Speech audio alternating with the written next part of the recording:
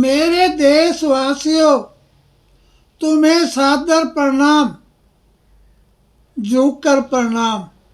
आप देख रहे हैं आयुर्वेद के चमत्कार को। संसार से लोग आते हैं। सुबह 4 बजे से लेकर 2 बजे तक मैं काम करता हूँ।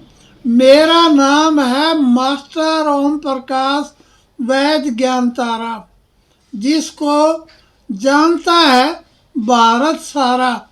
मेरे यहाँ काफ़ी बीमारियाँ होती हैं और छोटी छोटी बातों से भयंकर रूप धारण कर लेती हैं। एक बीमारी है सोराइसिस, आदमी में हो जाती है, इतनी ज़्यादा हो जाती है, कई बार आदमी को परेशान हो करके, दुखी हो करके, जैसे कुत्ते के खुजली होती रहती है, इस तरह की खुजली हो जाती है। और यहाँ तक भी देखा है, पापड़, सारी चमड़ी का पापड़ उतर जाता है, खुजली होता है, और दिन में भी उसे आराम नहीं और रात को भी आराम नहीं। और ये छूत का रोग तो नहीं है, चमड़ी का रोग है।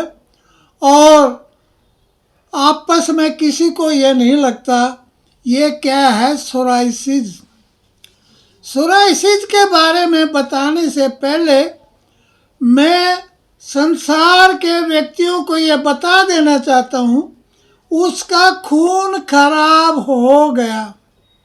नंबर 2, पाचन क्रिया खराब हो गई।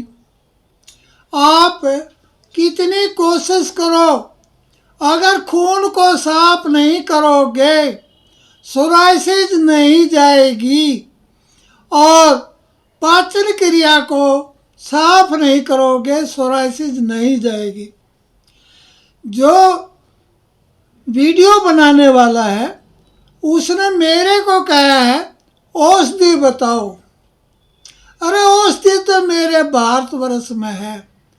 नंबर 1 है नीम, अच्छी तरह से नोट कर लो, लिख लो।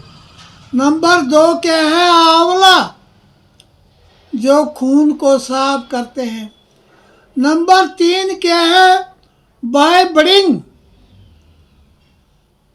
नंबर 4 क्या है? बाउची।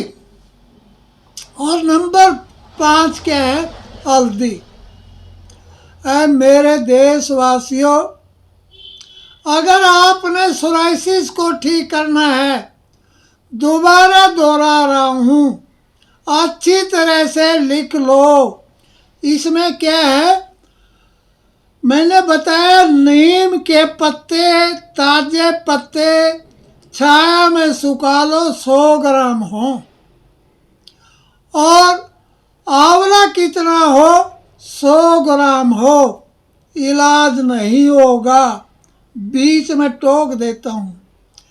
आंवला अगर काम करेगा, छोटे वाला आंवला, पहाड़ी आंवला, जो बड़े बड़े आंवले हैं वो काम नहीं करेंगे।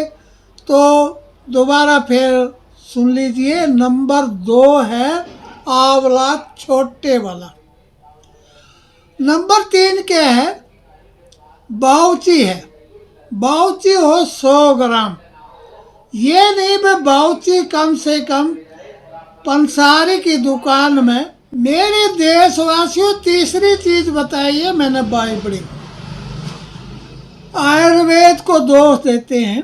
मान लीजिए पहले ये बाइबडिंग दिल्ली आई, दिल्ली से किसी शहर में गई, हो सकता है 3 साल पुरानी हो, 5 साल पुरानी हो, और पंसारी के पास पीपीए में पड़ी हो, तो कम से कम 3 महीने के अंदर की बाइबडिंग आप लेंगे। और कितनी लेंगे? 100 ग्राम। इसके बाद मैं आपको बता रहा हूँ बाउची। बाउची भी ताज़ी होनी चाहिए। और उसके बाद बता रहा हूँ मैं हल्दी। मेरे देश का किसान के खेत में से जो हल्दी होती है और तो उसको काट के सुखा लें, बाजार से ना लें और कोई आराम नहीं होगा। अच्छी तरह से कूट करके, ये रक्त शोधक चीज़ें हैं, इनको आप प्रयोग कर लें। अगर मान लिया 5 चीज़ें आपने ले ली हैं, तो इन 5 चीज़ों को 1-2 चीज़ों की भावना दे दें। नीम के फूल हों और नीम के फूल हों और खेतों के अंदर जो सत्यानाशी है उसके रस की भावना दें और हल्दी की भावना दें, नीम के फूलों की भावना दें। अच्छी तरह से प्रयोग करें। दुनिया की कोई ताकत नहीं है, सोराइसिस ठीक हो जाती है। फिर ब्रेक लगाता हूँ, नहीं होती। आप कहोगे क्यों, पहले बताते हो और फिर नाट जाते हो। मैं हाँ भरता हूँ 101%। खाना क्या होगा? चने की रोटी, गाय का घी, चूल्हे पे पकी हुई रोटी। गाय का घी कहाँ मिलता है? हिंदुस्तान में नहीं मिलता है।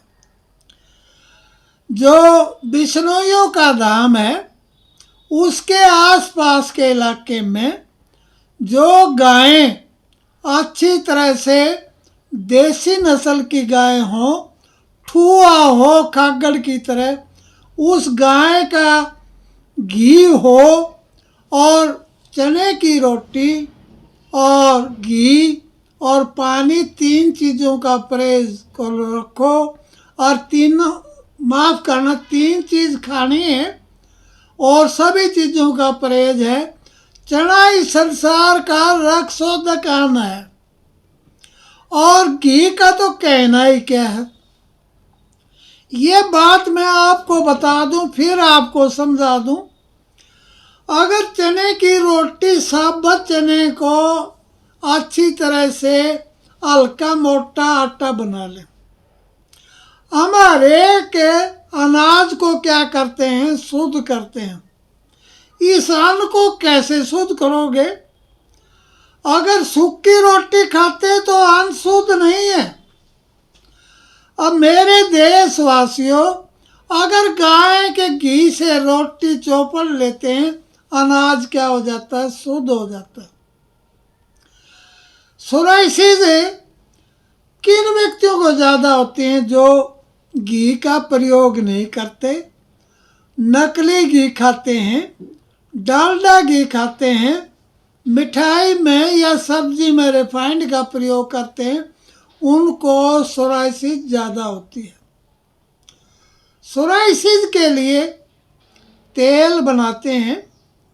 तेल लगाने के बाद मैं आपको समझा दूं, कैंसर में कितनी बदबू आ रही हो, 24 आवर्स के अंदर बदबू बंद कर देते हो।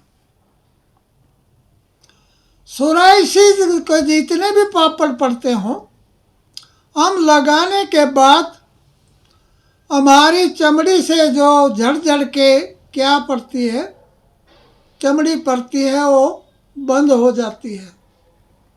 मेरे देशवासियों, मेरे भारतवर्ष में सोराइसिस का इलाज है। कुछ लोग चुगली ज़्यादा करते हैं, झूठा खूब बताते हैं, परंतु मैं ये कहता हूँ भारत में जड़ी बूटियों का प्रयोग करें तो अवश्य बीमारी का हल हो जाता है। परंतु ज़रा फिर दोबारा सुन लो, मैं आपको बता रहा हूँ। मेरे देश के अंदर है नीम, मेरे देश के अंदर है आंवला। मानव दानव बन गया। आज के वैज्ञानिकों ने हाइब्रिड पैदा करके सभी गुणों को नष्ट कर दिया। नंबर 4 क्या है? 3 क्या है? बाइबडिंग। और बाउची है और हल्दी है, उनको भावना देनी है, फिर इलाज हो जाता है।